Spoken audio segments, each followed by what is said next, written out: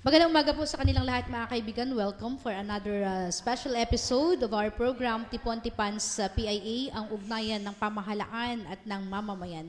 Ngayong umaga po mga kaibigan ay makakasama po natin ang ating partner agency, ang Civil Service Commission, at ano nga po ba ang pinagkakaabalahan ngayon ng komisyon para sa ating mga manggagawa sa gobyerno. Ano nga po ba ang mandato unang-una ng Civil Service Commission, kasi kung ang ibang mga ahensya, mga private agencies, may mga award po silang natatanggap. Ang ating mga LGUs ay may mga natatanggap din pong award. Deserve din po ng ating kawani ng pamahalaan na magkaroon din po ng recognition, sapagkat karamihan po sa atin, o kung hindi, lahat po tayo ay bayani dahil naglilingkod po tayo beyond 8 hours.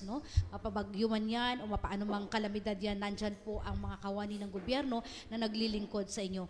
Ngayong umaga po mga kaibigan, sa loob po ng isang oras na ating talakayan ay makakasama po natin, nabanggit ko po ang ahensya na kumakalinga po sa mga nagtatrabaho sa pamahalaan, ang Civil Service Commission, at kasama po natin ngayon ang kanilang Regional Director, Attorney Marites Lapay. Good morning, Ma'am. And of course, with her ay si Ma'am Maria Noemi Bustamante, ang kanilang Acting Director 3. And of course, Ma'am Jovi Miguel, ang Chief po ng Human Resource Specialist po ng Public Assistance and Liaison Division.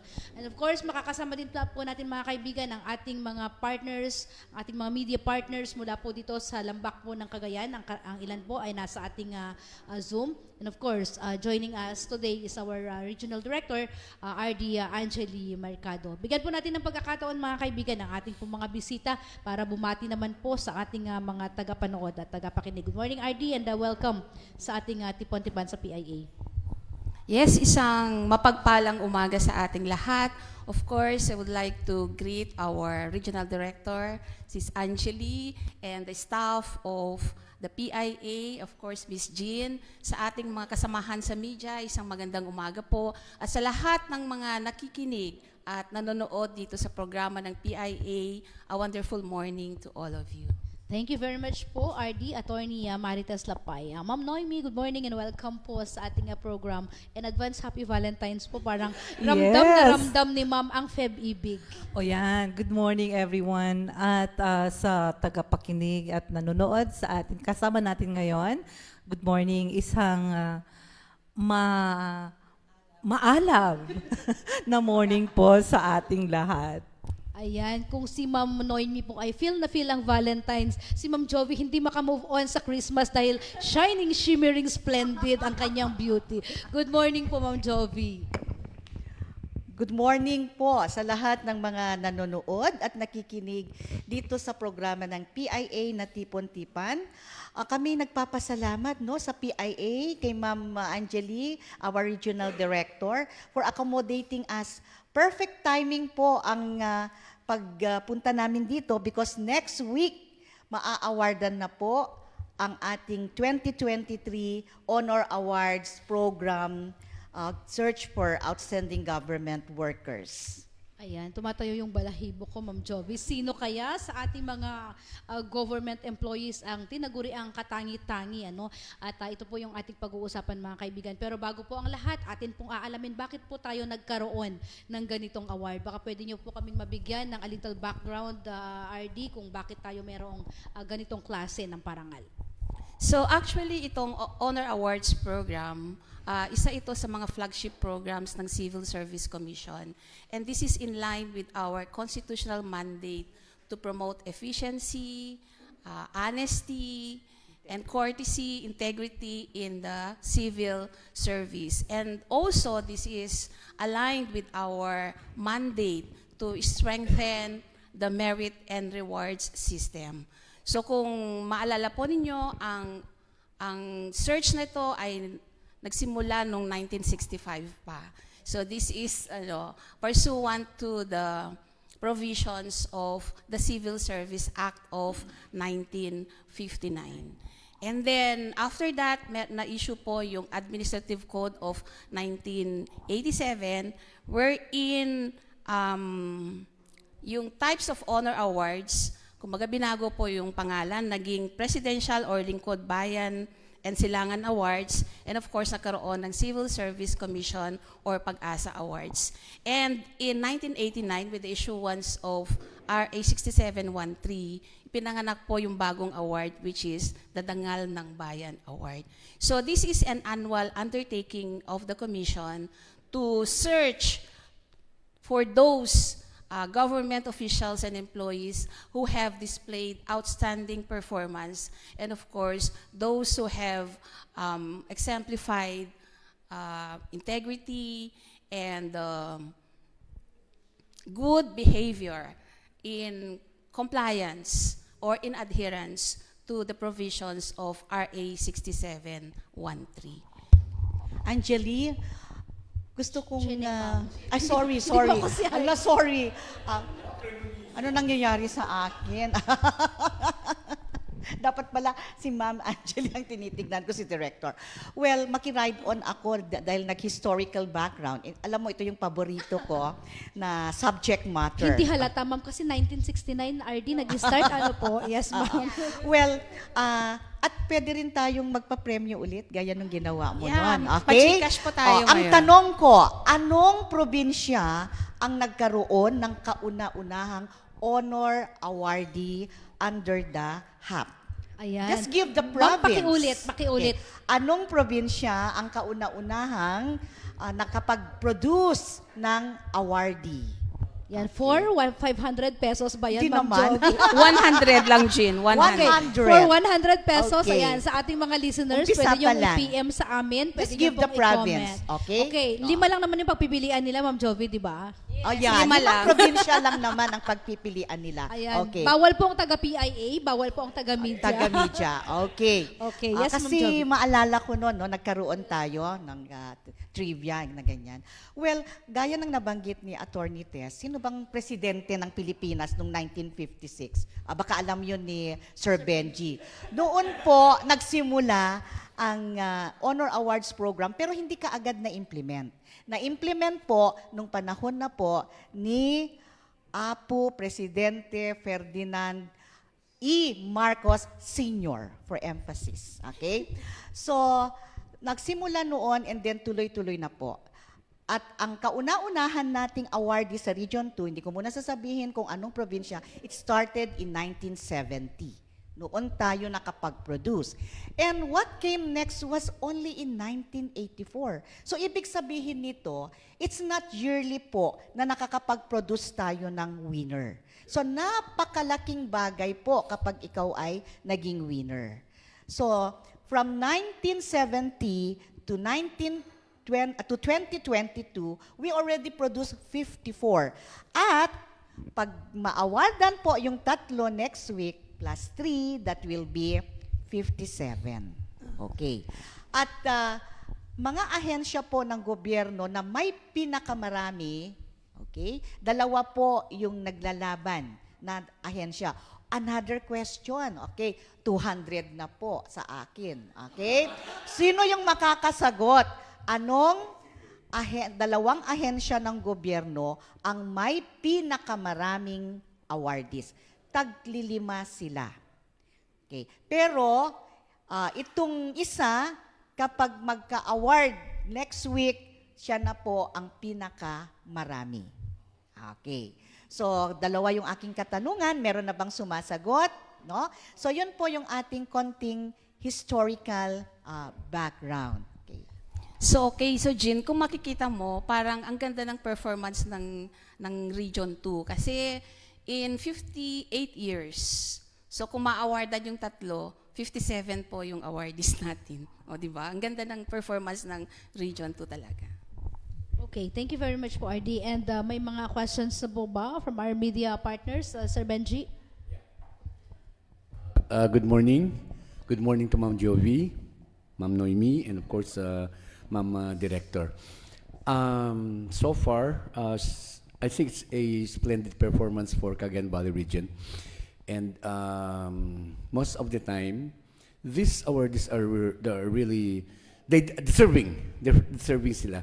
Now, since the start of the awards, well, in the country and in the region, in your memory, was there any case of complaints or protests, because most of the time, even government awards, sometimes they face these problems, and most of the time, of course, the decision of the whosoever is the agency should prevail.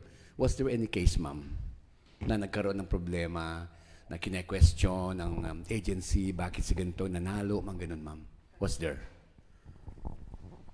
Sa memory po niya? Sa totoo lang, hindi po kami umaabot ng ganon because of the processes that we do. Kasi po, the moment you become a semi-finalist, okay, nationwide po yan, na i-display yung litrato mo, ilalagay sa newspaper, at aming inaanyayahan ang general public na magbigay ng komentaryo nila.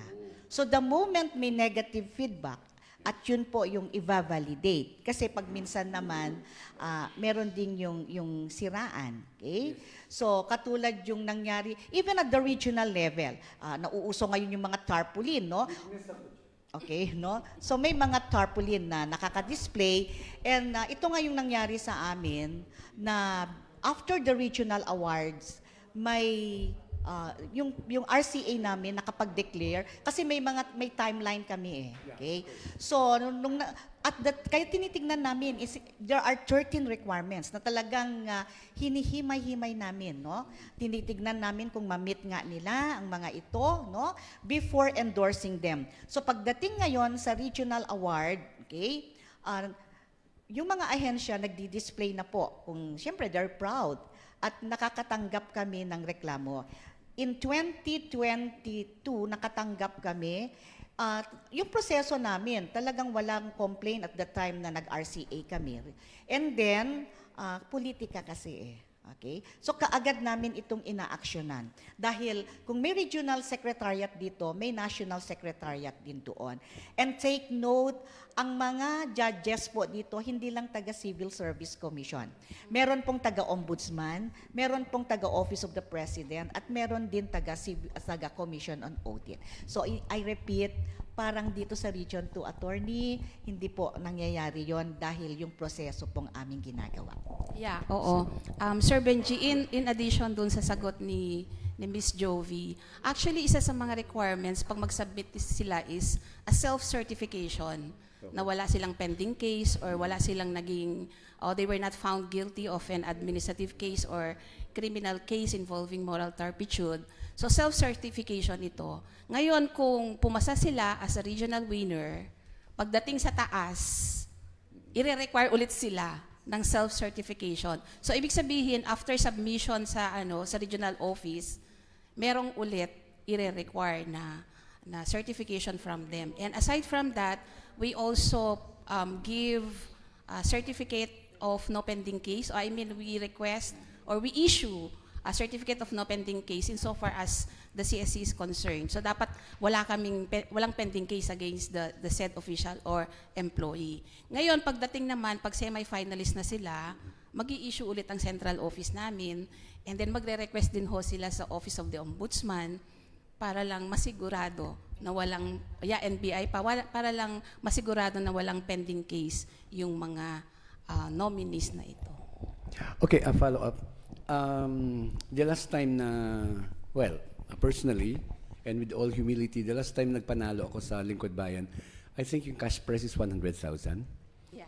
And 2 years ago, yung ginawan ko sa, I think Mandaluyong, 200,000 na. Yun pa rin ang stand ang price ngayon, ma'am. Okay, so, yes. So may price, may cash price. At the same time, may promotions. Okay. Parang one position higher pag nanalo ka na. Okay. So sa Pag-asa, wala pa. So is there a possibility, how do you see it in the next, say, 10 years? Definitely, you will still be with the government. Is there a possibility na, aside from this rank, and then this monetary considerations, do you think magkaroon pa ng other perks for the awardees? Kasi iba rin I know the process So talagang mahirap. Talagang lulusot ka. With all this counter na confirmations and the likes, so talagang mahirap. So parang Perks mo rin is, kung ano bang pwede may dagdag ng, well, civil service. Okay. Madam, yeah. Ganito kasi, no, this is already my 35th year in the commission, okay? So I've been involved in the program. Alam mo, ito yung pinaka-paborito ko na programang sa CSC na nai-assign sa akin. Kasi since noong secretary ako, dahil I have to admit na hindi ganito kagarbo nung araw. Alam mo ba na may winner tayo even going to attend the awarding? Kawawa pa sila na makahingi ng TEV sa kanilang organization. Okay? Ang ginawa ngayon ng civil service to the guidelines, no, na ini-issue, sinasabi doon na official time, tapos nag-i-improve nga, lalo na nung panahon ni Chair Duque. Okay? Tumaas na. Nung panahon, kasi pumasok ako during the time of Chair Patricia Santo Tomas. Okay. Ngayon, nung simple lang noon, yun yung kauumpisa ng Aquino administration just after the EDSA, okay? Then in time ni Chair De Leon, biglang merong handaan. Okay, just after the awarding, may kainan. So that is something, okay? Tapos meron na ring official travel, mga ganon, no? Pagdating ni Chair David, kasi meron siyang anak na parang showbiz na rin taga GMA si Cara David. Nagkaroon ito ngayon ng mahabang presentation. So, hindi lang sa simple na venue. Aside from Malacanang, nagkaroon na rin ng affair sa CCP, Cultural Center of the Philippines, okay? And then, with celebrities performing. So that is something, mga tinatawag na intrinsic rewards, okay? And nakuha rin yung services, yung national artist, si Napoleon Abueva, para gawan sila ng tropeyo. Okay. Tapos yung medal as in gold medallion. Yun yung biglang umakyat din yung premyo. Na dati walang cash prize. Okay. Well, ako yung nagsasalita dahil mga ading ko kasi ang mga ito. Okay, no? Ngayon, nung si Chair Duque talagang bonggesius, marami ng sponsors na nakuha, nagkaroon na ng Manila Hotel at meron ng accommodation, good for one night, yung winner at saka yung kanyang loved one. Okay. At yun ngayon ay nakikerry. So kung hindi man Manila Hotel, may nag-Diamond Hotel. Tapos pati rin kami na involved, there was a time na kasi cross region ang validation.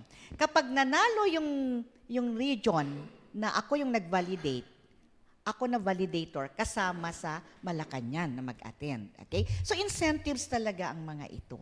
Okay? So it's not just the money. Tapos yung publication din namin, no? Na i-feature ang dami naming mga publications, no? And aside from this, interview sa TV. So, sa tingin ko, Sir Benji, habang magtatagal ito, no, habang makikita ng Pilipino ang kahalagahan, magkakaroon pa ng maraming incentives. Okay, last question na. With that, I would like to propose or suggest openly sa public, still live naman ito, for the region to compile, say, the last 10 years, our awardees per category, and make it into a book. So it will be an anthology of Civil Service Commission book. And of course, Madam Angeli, my editor in my books, can always edit. Binovolunteer ko na si Ma'am Angeli. Malay mo, is there such a project in the country now na per region is kinocompile nila and then turn it into a book? Wala pa. All right. Thank you very much for that suggestion, Sir Benji. Actually, meron na ngayon. Oo. That has been started with under the leadership of Ma'am Jovi. So, antabayanan natin, nagsimula, actually, meron na nga siyang mga daladalang statistics, meron na rin siyang na-call out ng mga pangalan and everything. So, all the details, ilalabas namin. Kailan nga ba natin ilalabas yun? Bago mag 40 But rest years in assured, meron service. yan. Well, yun nga, with my, I would like to use the word ebullient to my directors, no? Kasi talagang nakita ko rin under them, kasi as I said, hindi lagi na may awardees. So under them, because of their support, kasi kami napupush din kami na gagawa ng paraan to scout. Kasi yun ang success indicator ng aming performance doon sa PALD, no? And I don't know if it's too early for me to say, pero yun ang pangarap namin. And it was also accepted by the RMC, Regional Management Committee, dito sa ating Regional Development Center, no? Which is under the DPWH. Hinahanapan po nila ng pondo. So, yung nasabi ninyo, yung sa literature, we are actually doing parte na po ng knowledge management namin yan, okay? So, meron pang isa dahil yung aming affiliation as member of the Regional Statistics Authority, kasi kumukuha sila sa amin ng mga data, and this is one that we are going to feed to them. Para sana, lalabas ito sa website nila, tapos kapag gusto ng tao na tignan sino mga ito at ano yung kanilang accomplishment, attorney ha, kasi nangliligaw pa lang ako yung attorney kung papayagan niya na ang magiging pangalan is Imarites mo. Okay? Kasi Marites siya, okay? Dahil pinanganak siya ng Martes, kaya pinangalan ng Marites. Pero 'di ba, ang pangit kasi yung pag-isip natin pag sinabing Marites. Pero sa civil service po, sa amin, Region 2, may maganda kaming kahulugan nun. Imarites mo stands for Electronic Management for Accessible and yung I for accessible and integrated towards excellent service moving onward. Okay. So yun ang Imarites mo, para yun ang i-feed namin, para makita nila sino-sino ang mga awardees at saka ano yung kanilang nagawa. Itong nabanggit ko sa Regional Government Center, yun ngayon yung tututukan ko rin dahil ito ay na agenda na po sa RMC last December. Kung napunta na po kayo sa Eastwood, napunta na kayo? O baka sa Hollywood pa, napunta kayo. Na-experience nyo yung lumakad doon sa Walk of Fame, yung mga pangalan ng mga celebrities, showbiz celebrities. Ang gusto naming mangyari, kasi nung September, in line with our plant run activity, may tie-up kami sa DNR, naka-identify kasi ang DNR na may mga areas dito sa Regional Government Center na seemingly parang abandoned. Abandoned in the sense na walang agency ang nagmamay-ari. Pero ito, yung mga maliliit lang naman, iba't iba ang shape nila. So one area we identified kung saan namin ilalagay sana po, no? Pero sabi ni DPWH, kung makahanap ka ng philanthropist na pwedeng mag-donate, although ia-agenda ito for funding para magkakaroon tayo ng Walk of Fame dito sa Regional Government Center. Pero ang nakapangalan doon, yung ating mga honor awardees from Region 2. Is that an idea or other regions already did that? Or This, we will be the first? we will be the first. We always go to the first. Okay, thank you very much, Sir Benji. And also joining us is Ma'am Vivian de Guzman of Radyo Pilipinas and Sir Rodel of RBC Cable. Okay, si kasamang TJ ang susunod na magtatanong. Thank you, Mama Jene. Good morning sa ating lahat. Happy Valentine's. Puro ladies po yung guest natin gan. Ma'am, doon sa nababanggit ni Ma'am Jovi kanina, yung dalawang agency, no? So, nire-require po ba ang civil service na bawat agency mag-submit ng nominee bago sila doon sa selection? We encourage every agency to submit their nominees. By the way, bago tayo mawala, i-contextualize natin ito. Kanina pa natin pinag-uusapan na amazing naman, one of a kind ba itong award na to. Actually, itong National Honor Awards Program ng Civil Service Commission, it's not just for the Civil Service Commission, but it is the Honor Awards Program for the entire government bureaucracy. So dito, naghahanap tayo ng there are 3 categories of award.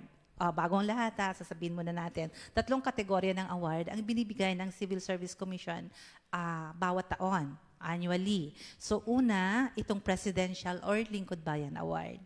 Ano nga ba ito? Ito yung ibinibigay ng Committee on Awards sa isang government official or employee or even groups of 5 at least, no?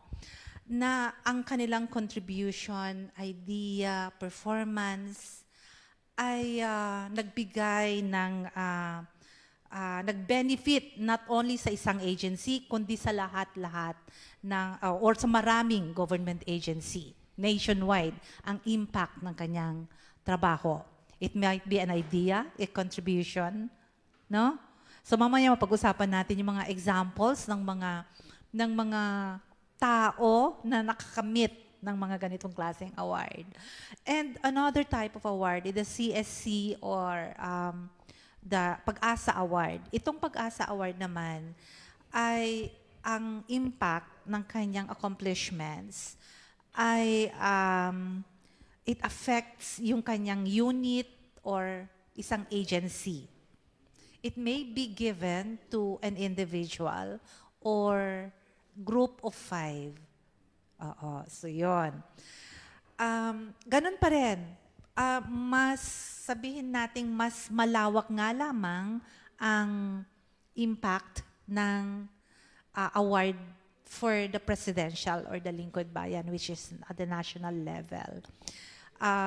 Last year may dalawa tayo isa din. Meron din kaming isa from na presidential award. Oo. And then ika-third na ikatatlong category ng award is the Outstanding Public Officials and Employee or the Dangal ng Bayan Award.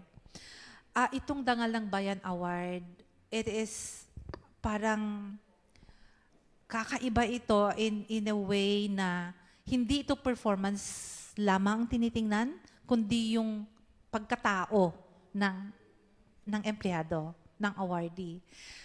Ito yung consistent application ng mga 8 norms of conduct. Maalala ko nga, Miss Job, noon yung ex-governor sa Agbayani of Nueva Vizcaya. Yeah, he was first awarded the Lingkod Bayan Award, pero alam nyo, ang nag-stuck sa mind ko na sinabi niya, sana mabigyan ako. Talaga ang mas gusto kong makakuha ng Dangal ng Bayan Award.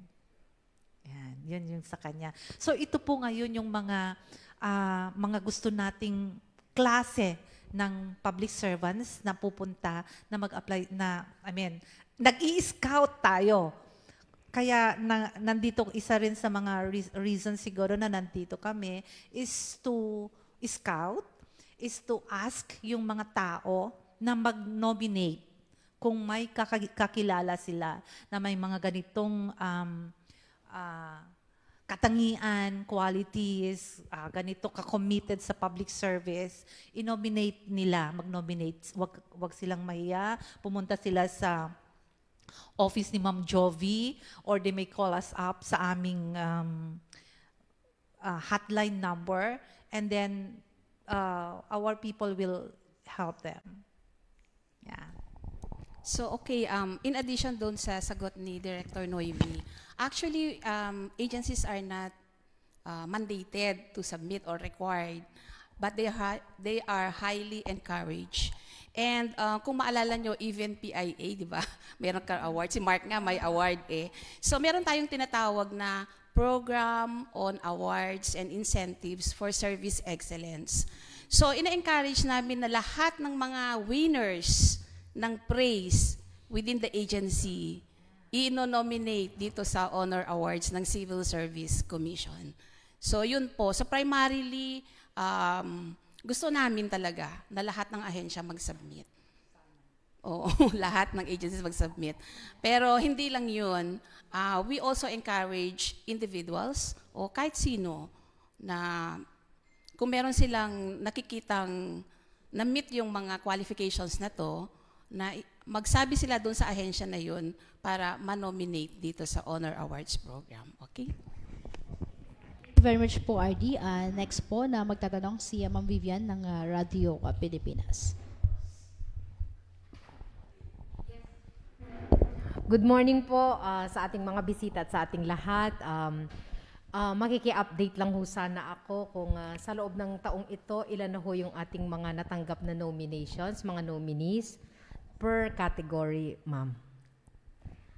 Okay, ang statistics namin nung last year. Kasi for this year, we are starting to accept, no? Which, ang deadline po natin is March 31. Okay. So last year, we were able to gather 27 nomination folders. So I say nomination folders because yung kasi kahit 5 sila, that's counted as one kung group. Okay. Now, yung 27 na yon, hindi lahat ay favorably endorsed sa central office. Isa sa dahilan, katulad ng DepEd na kapangkikinayang, wala kasing endorsement from their secretary. Under their praise program, it is a requirement. Okay? Kaya nga nung nagkaroon kami ng meeting with the central office, nasabi namin na kung pwedeng pakiusapan nila ang DepEd Central na yung hierarchy sana ng mga position. Dahil, look at this, administrative aid, salary grade 1, Santa Pucaw Elementary School. Okay, ilan ang dadaanan niya? Punta muna kay principal, kay district supervisor, kay superintendent, bago mag-regional. So, ang suggestion namin na nakiayon yung mga ibang regions, sana naman yung salary grades 9 below, ang endorsement mula kay secretary. However, that's just a proposal. Ang prevailing pa rin is the head of agency. Ganun kasi ang tinutukoy doon sa guidelines natin. So yung 27 na yon, no, we endorse we endorse 18. Bakit naging 18? Kasi po, aside from DepEd, yung isang mayor din, walang endorsement, si DILG Secretary. Okay. So dapat talaga, hindi yung mag-join ka, ay sasali ako, mag-submit. Hindi. Talagang sana sa umpisa pa lang, no? Kasi pati yung papel, dapat huwag lalampas ng 10 A4. Ang kanyang font, Arial 10. Executive summary, huwag lalampas ng 350 words. At kami ngayon sa PALD, ito yung titignan namin. Kasi bago namin i-endorse ito sa aming RCA. Okay? So meron ding mga na-DQ dahil wala silang certification of no disallowance from COA. Kasi yung 13 na yon, the moment pumalya ka ng isa, sorry.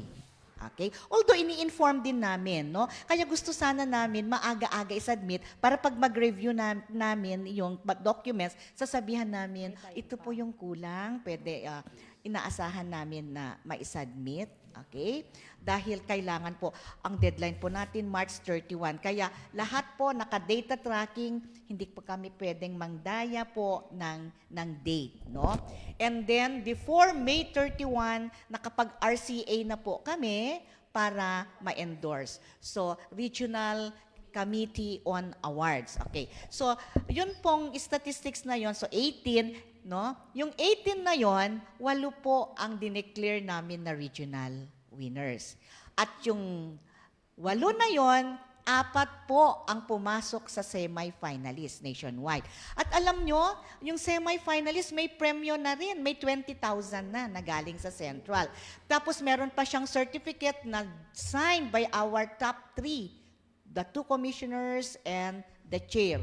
And of course, we give them a fitting ceremony na nakabonggesius. Nag-attend noon si Ma'am Angeli. Di ba, Ma'am? Ito po yung aming naibibigay. And out of that 4, ang sabi sa amin, 3 daw ang pupunta sa Malacanang next week. By the way, wala pang nakakasagot? Okay, paki-declare at tingnan nga natin kung correct na yon. So, first question, anong probinsya ang unang nakapag-produce ng winner? Ayan, may sumagot po ng Batanes. Correct. And, Okay, sino siya? Actually, Okay. siya naman na yung naunang nag-comment yun ng Okay. Ayan, Batanes. si Wendy De Jesus Ragasa, pa-PM kung taga saan si Wendy. Oo. At saka kung anong agency niya ha, kung anong agency niya rin, kung taga-gobyerno siya. The first awardees, the 10 teachers, pwede pa lang noon ang 10, Lingkod Bayan awardees of DepEd Batanes. Okay. At nung nagpupunta ako ng Batanes, kasi ito rin walang mga written accounts, tinanong ko, bakit po ka na yun nanalo, ma'am? Kasi may dalawang naiwan naging supervisors. Ang sagot sa akin kasi yung Suzuki, commercial ito ha. Anong Suzuki, ma'am? Di ba brand ito ng sasakyan? Yun pala ang kwento. Nung araw, di ba, wala pang eroplanong nagpupunta sa Batanes, lancha. Okay. Nasabotahe ang eleksyon. Naglaban ang 3 A's. Abad, Antonio, I forgot the other A. Supreme Court decision. Ngayon, pagpunta nila to testify, naglalantya, risking their life. Kaya ang mga 10 guro na ito na-declare. The next awardee, 1984, baka naging teacher mo ito, Sir Benji. Ma'am Eleonora Sales Cacacho. The 1984 Pag-asa awardee, kasi naging outstanding science teacher, tapos siya ang first Metro. Yeah, okay. And you know what, I was surprised? Kasi nung acting director na ako ng Cagayan, bakit ma'am, na ako pa lang ang pipirma ng appointment mo, high school pa lang ako noon. Dito ko nakita yung passion for classroom teaching. In spite of those awards, hindi niya ninais na aakyat ka agad. Basta na-enjoy niya yung pagtutura. Dalawa sila, one sa DBP. Kaya yung mga kasama namin sa gobyerno na law-abiding citizen, sa pagpapatayo ng bahay, magpasalamat tayo sa kanya. Dahil ang kanyang ginawa, binaba niya ang interest rate sa housing loan. Okay, by the name of Madam Erna. Okay. So, May dadagdag si ma'am. Yeah, kasamang Vivian. Yeah, actually nag-request kami ng guesting dito para malaman nung ating mga kasama o yung mga constituents natin itong about sa Honor Awards program. So for now, wala pa kaming nare-receive, pero may mga agencies na po na nagtatanong ng mga requirements. Andyan na ang TESDA, PNP, and of course, mga agencies sa Isabela. And also, we are contacting yung mga sinasabi ni Miss Jovi kanina na mga taga-DepEd na kulang lang ng endorsement from the secretary. Na in-encourage namin for them to submit again. Alright. Okay, Miss Viv, ayan sa lahat ng mga taga-panood natin, taga-pakinig, ang mga inaanyayahan at siyempre nandito kami ngayon to invite you people to nominate, di ba? Pero pagka nagtatanong kayo, sino ang pwede naming i-nominate, no? So sino-sino nga ba talaga ang pwede na manominate dito sa mga 3 categories na award na to?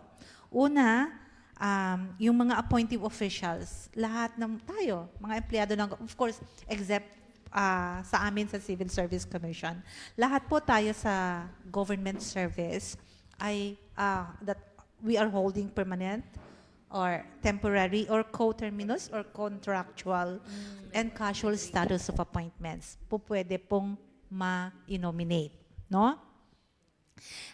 Yung mga elective officials din po, no? Pwede din po silang ma-nominate.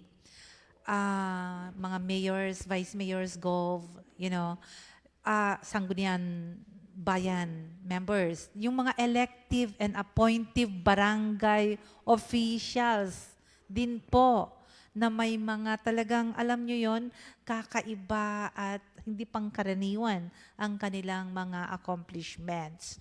No? Sino pa ba? Yung mga posthumous, yung mga kasamahan natin na nag-sacrifice ng kanilang buhay, na namatay, but that is provided their nominations is accepted by the office within 12 months, 12 months from the time na nawala sila.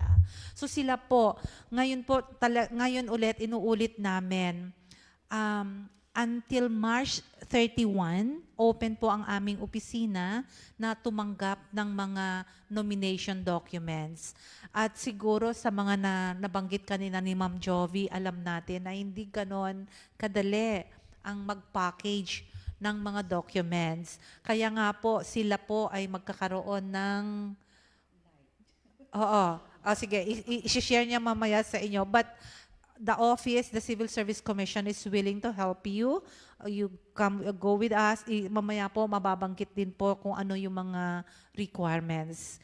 Kasi dati, ang kakapal ng mga nare-receive ng mga documents, yung mga members ng RCA, grabe, aabutin ng ilang araw na magre-review sa bawat nomination documents, bawat folder. Kaya nagkaroon po ng streamlining sa mga documentary evidences or mga documents na nire-require ng commission. So, Miss Jo, you want to add? Yun po yung aming ipinapikiusap, no? Kaya kami gumawa po ng checklist para yun din po yung sundin. Kasi pag minsan, katulad sana ng mga pictures, hindi po yung tinatanggap. Okay? Nakasaad po doon. Yung mga ibang write-up na hindi naman talaga kailangan, hindi nakasaad doon, talagang tinatanggal po namin yun. Okay? So, nabanggit kanina ni Director Noemi yung posthumous. Alam niyo ba na sa Region 2, nagkaroon na tayo ng 2 posthumous awardees. Pero kakaiba po do you remember Director Lasam? Nung buhay siya, na-awardan as Lingkod Bayan. Nung namatay siya, na-awardan na naman. Yeah, oo. So, doble po. Okay? So, 2 counting talaga yon. Tapos yung isa po, yung taga-DENR, kasi ito yung inline, okay, of duty, yung kanilang pagkamatay, si Dirain. So, kung meron po kayong kakilala rin na ibinuwis ang buhay, maliban po sa programa namin na meron po yung para doon sa pamanang lingkod bayani, kung mas matindi po ang kanyang ginawa, ay maaari po namin na isama siya. Ang challenge po, sana magkaroon tayo nga ng Dangal ng Bayan Awardee among elective. Pinapangarap din namin yon. By the way, sino na yung next winner? Anong ahensya? Okay. Sino? Wait lang ma'am, at medyo naglalag ang ating cellphone. Bago i-announce ni Attorney Tess at saka ni Director Noemi, sino po yung pupunta sa Malacanang at ano po ang kanilang ginawa. So sino? Makikita na ba natin? Para Ayan, natin. parang gusto kong i-disqualify ito kasi taga-PIA. Okay, hayaan mo na. Okay. O sige na. Pero hindi ko alam kung tama yung sagot niya. Department of Agriculture, although yun din ang hinala ko. Isa lang ba yung nilagay? And Isabella's ISU. Okay. Ang present holder ay DepEd na 5 at saka Agriculture na 5. So, 1/2 lang yung price niya. Pero pag ma-declare next week ang winners, number 1 na ang Isabela State University. Okay, siguro mas gustong-gusto niyong marinig itong sasabihin nila Attorney Tess at saka ni Director Noy. Yeah, bago yung yung announcement Miss Jovi. Doon sa nabanggit ni Director Mimi kanina na ang pwedeng i-nominate yung mga appointive officials and employees, pero hindi po kasali dito yung on extension of service. So ano tong mga on extension of service? Yung mga nag-65 na, tapos in-extend lang yung service due to justifiable reasons o kailangan niyang punuan yung service requirement. Okay, yung 15-year service requirement ng GSIS. Okay, so nabanggit natin kanina, last year, we were able to forward 8 nomination documents sa central office and 4 po yung naging semi-finalist. And just, I think last Friday, lumabas na po yung result ng ating Pag-asa Awards. And luckily, yung atin pong semi-finalist na 2, pasok po sila. So, ibig sabihin, awardees na po sila. And we have Miss Drolly B. Claraval of Isabela State University, Ilagan Isabela Campus. Okay? So ano po yung naging accomplishment ni Miss Drolly o si Professor Drolly Claraval? Well, nag-imbento po siya ng handheld massage tool. So massage tool yun na ginagamit ng mga atleta natin. So for body pains, for muscle cramps, ganon. So as simple as that. Pero yung naging impact ng kanyang accomplishment was, kumbaga, superb. Kung tutuusin nga, parang, kung tingnan mo, parang hindi lang pag-asa, di ba? Kasi maraming makikinabang eh. Pero malay natin. And even during the Olympics, nagamit po yung kanyang handheld machine or massage tool.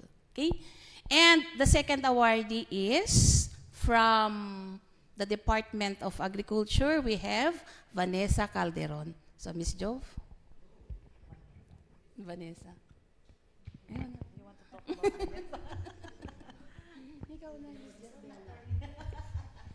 So, ano naman tong accomplishment ni Miss Vanessa Calderon? By the way, she is Senior Science Research Specialist sa DA Regional Field Office Number 2 for having been a key instrument in the proposal and implementation of the first DA-operated technology business incubator project in the Philippines that specializes in technology transfer and commercialization. So yung initiative niya includes development and improvement of a suitable package of technologies for mung bean, soybean, and peanuts that resulted in a significant increase in the yield and production of said commodities in Region 2. So, yun, related pa rin naman sa mandate ng Department of Agriculture. And, yung pangatlo po natin na finalist. By the way, finalist ito kasi ang merong final say when it comes to Presidential or Lingkod Bayan Award is, of course, President Marcos. So, malalaman yan during the awards rights sa Malacanang na po. Doon na po i-announce kung sino yung final winners. And to know more about Professor Valderrama, Director Mimi. Yeah. So, meron tayong isang, in addition to those pag-asa awardees na sila, yung mga binanggit kanina ng ating regional director, na si Ma'am Drolly at si Ma'am Vanessa. No? Ito naman si Professor Orlando Valderrama. Oo. Siya ay Presidential Lingkod Bayan, hindi pa awardee, finalist. Kagaya ng nabanggit natin, it is the Malacanang who will make the final decision. But they will be joining. They will be going to Malacanang. The awarding will be on the 14th. Tama, 14, no? Feb 14. Nasa Malacanang ka-date namin si President. Oo. We are crossing our fingers na sana makuha ni Professor Valderrama ito. Kasi alam nyo, grabe talaga yung kanyang accomplishments. If you allow me to read, kasi baka I might not be able to do justice sa kanyang mga very, very significant yung kanyang contributions. Actually, he is a researcher, educator. Nakapag-publish siya ng 18 hydrological studies sa internationally indexed na mga libro, mga publications. Grabe, ganun siya prolific sa pagsusulat. Meron siyang ginawa na ginagamit ngayon ng NIA. Ito yung tinatawag niyang, dinevelop niya ito, no? Rainfall Runoff Inundation Model. Ito ngayon ang ina-adapt ng NIA para mag-improve yung kanilang yung discharge. This is being used, yung inundation model niya is being used to assist Magat Dam in their discharge protocol. yung mga discharge guidelines nila. Bakit? Siguro, siguro mapapansin natin, mararamdaman natin ito during heavy rainfalls, during those times na maglalabas ng tubig ang Magat Dam. Oo, nakakatulong yung ginawa niya dito sa atin, no, sa community. Dahil sa ginawa niya, hindi na tayo bigla-biglaan, ay, nababaha tayo at lahat-lahat. So nakakatulong yung ginawa niya, yung model na to. He also pioneered several research and development efforts. Patungkol lahat ito sa flood and sediment management. And this is really very, very apt considering yung mga nangyayari ngayon. So, kailangan din talaga siya sa Davao ngayon, ano? Alright. Yung kanyang networking and academic endeavors niya with various agencies, with various, within the Asia-Pacific region, yun yung kanyang doon yung niche niya, kumbaga. Yun ang gumagamit. At doon siya nakikipag-collaborate with other scholars, with other scientists, pertaining to water and flood management. So yun po ang kanyang, ganun po kabigat yung kanyang contribution. So we are really hoping na masama siya hindi lang sa finalist, kundi talaga magiging awardee siya on February 14. Okay, thank you very much po, Ma'am Noemi. Ma'am, sa national level, meron po ba yung top regions din with the most number of awardees? May mga ganon? Kasi I remember sa Gawad Saka noon na ilang consecutive years na naging top region ang Region 2 for producing the most number of awardees.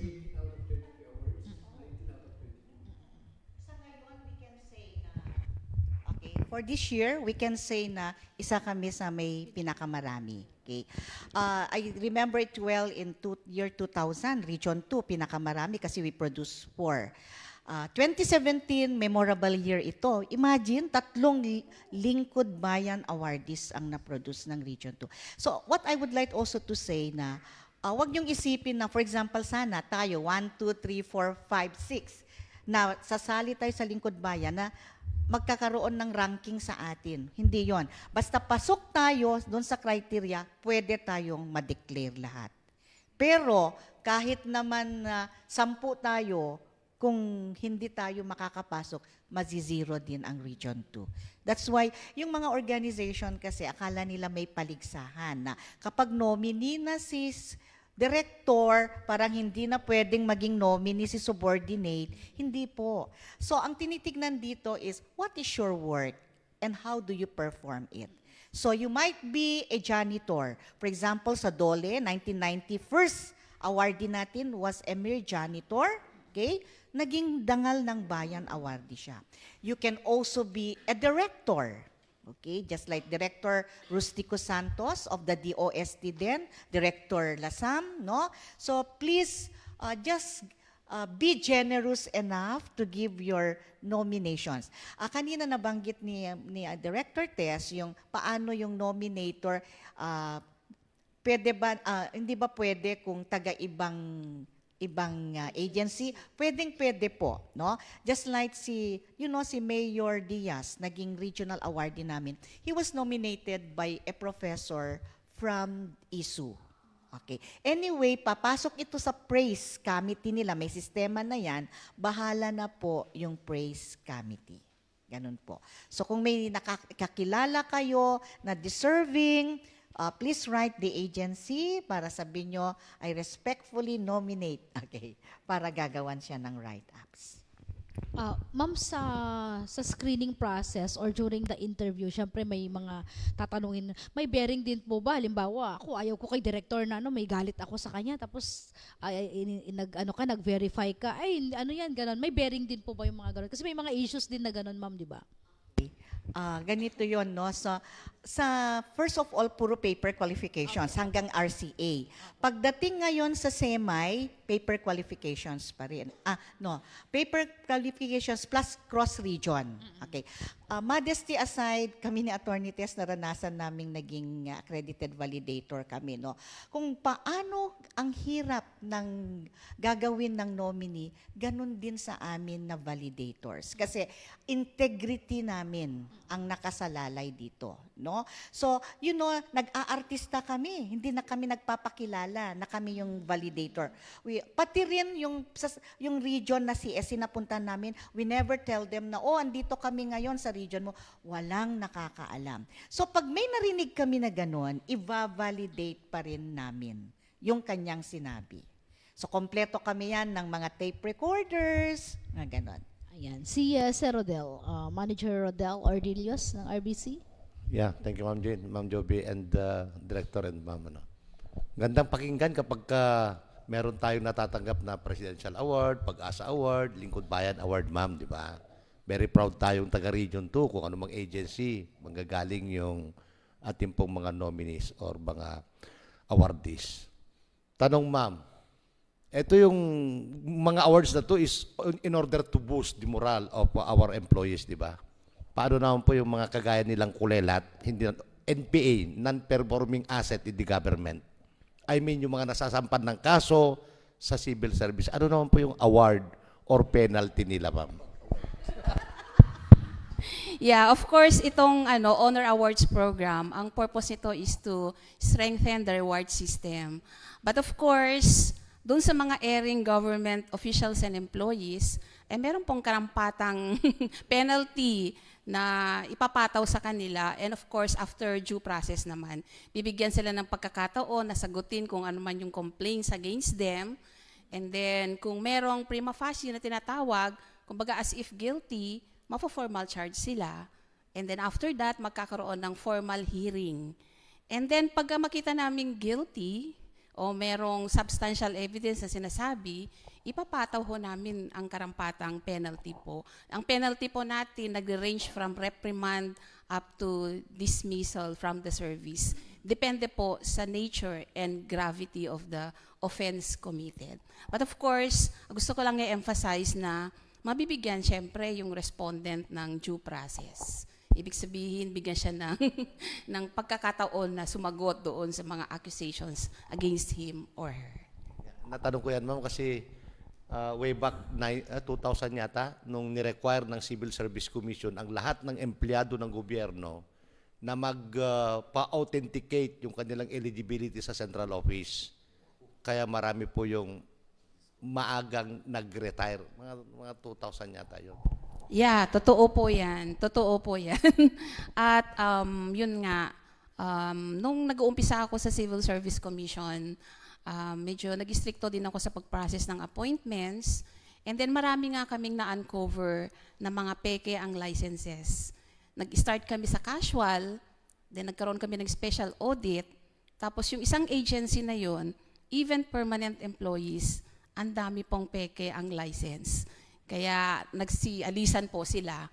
Yung iba nakasuhan. And in fact, kahit sa merong isang local government unit na ang dami nilang empleyado na nakasuhan for examination-related irregularities. So, dalawa po yung ginagawa nila, gumagamit ng pekeng eligibility, o kaya during the examination, gumagamit sila ng impersonator. Pero, nagkaroon po ng move ang LGU na yun, just to be sure na authentic ang kanilang mga eligibility, pina-authenticate lahat yung kanilang mga eligibility.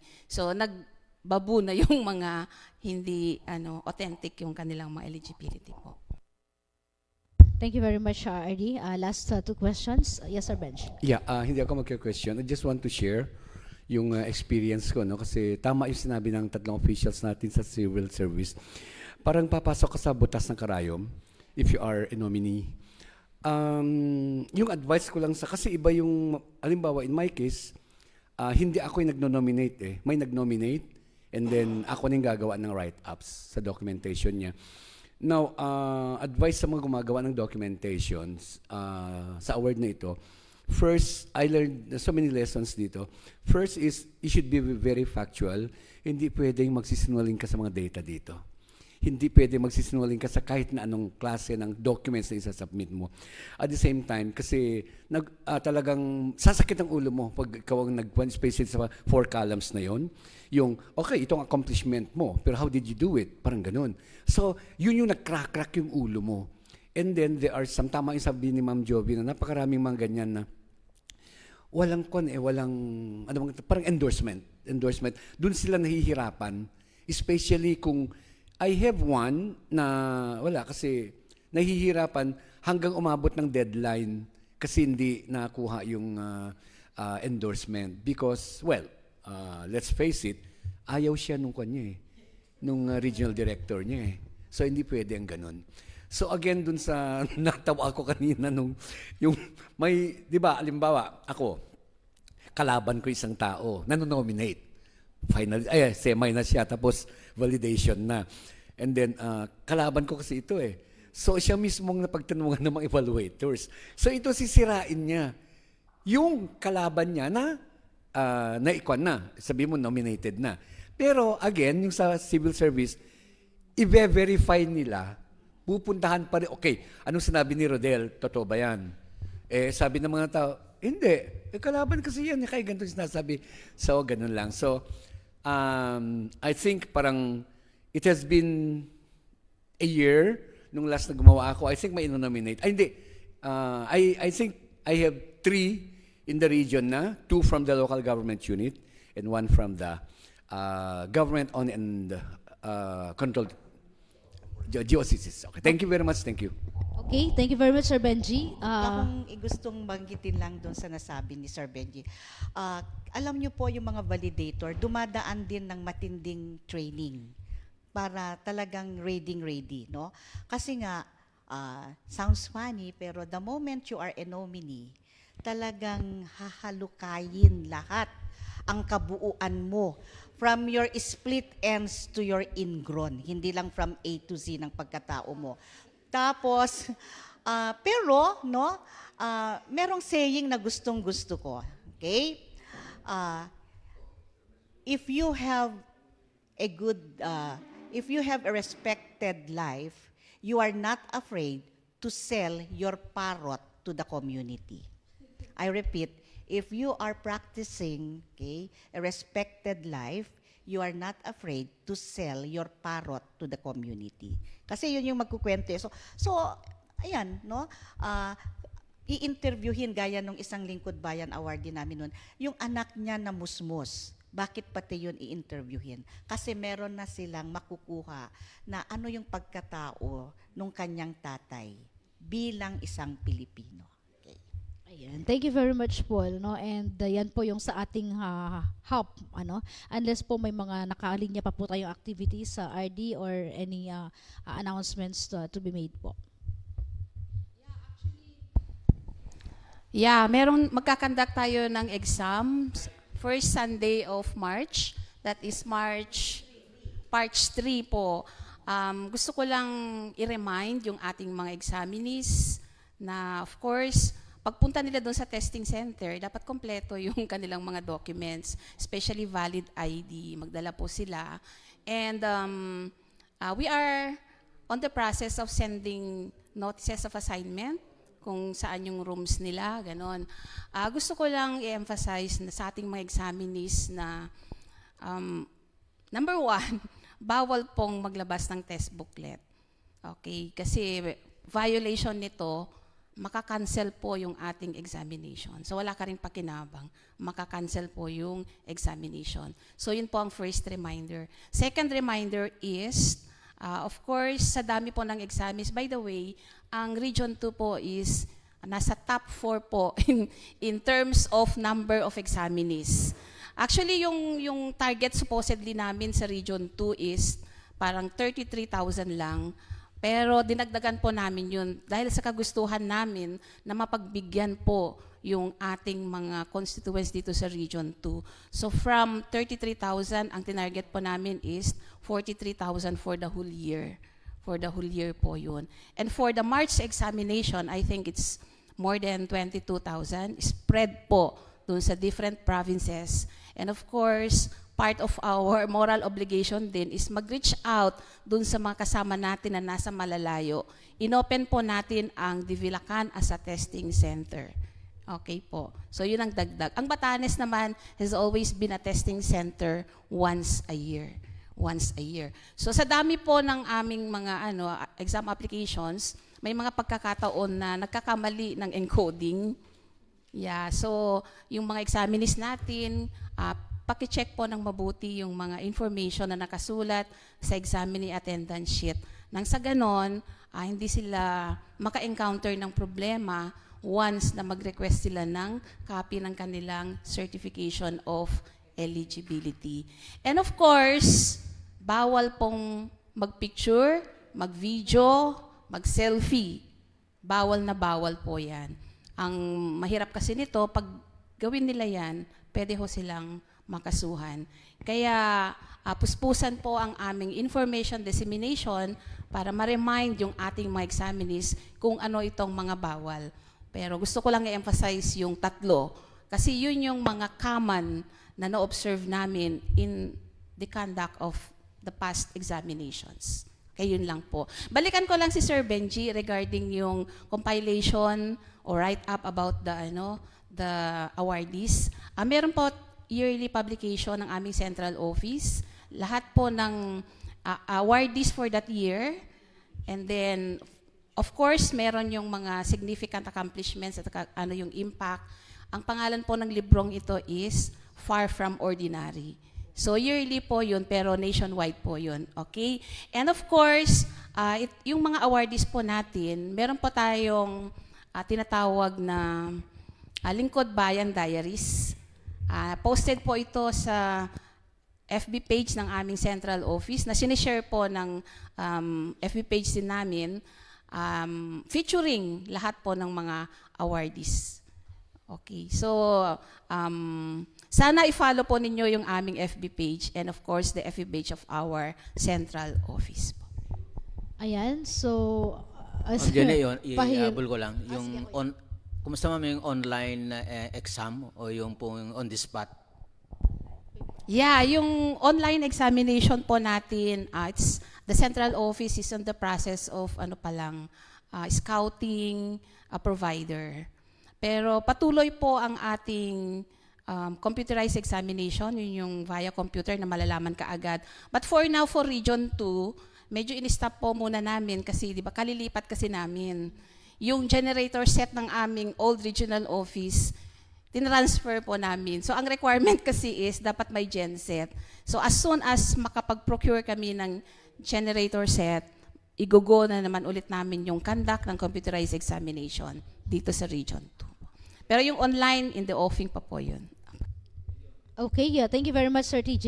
Yes, Ma'am Jovi, pahabol. Magkakaroon po kami ng virtual write shop ng Honor Awards Program by February 22, 23. Free po ito, no? Actually, nag-email na kami sa mga ahensya. Kailangan lang namin ang yung confirmation para bibigyan namin kayo ng link. Okay. So, i-assist namin kayo. Bale, whole day training po ito para matulungan namin kayo paano ninyo gagawin yung package ng write-up. So, ladies and gentlemen, ang huli po naming sasabihin, gawing bayani ang bawat kawani. Maraming salamat po. Thank you very much, Ma'am Jovi. And last words, Ma'am Noemi? Actually, hindi na last words ito. Kay Director Tess yung last words. Pahabol. Oo. Para, this is with regards to our examinations scheduled on March 3. Kasalukuyan po, may 5 po kami naka-assign na tao na nagkakandak ng, we call it text blast, nagsesend ng mga notices of assignments, room assignments. Mangyari lamang po, nakikiusap kami na pakiantay lamang until February 23 ang inyong mga pangalan na ma-receive ninyo ang inyong mga notices of assignments sa mga cellphones ninyo. And sana na tama yung naka-register na number ninyo doon. Sana po, wag muna kayong, porque na-receive na ni Ma'am ni Jovi yung kanyang room assignment, wala pa ako. So tawag ka na or ano sa CSC. So mas madidisturb na naman po yung mga taong naka-assign na magbibigay, na nagse-send out ng mga notices of assignments. Pakiantay lamang po until Feb 23. Ayan. So, thank you very much, Ma'am Noemi, and for the parting message of RD.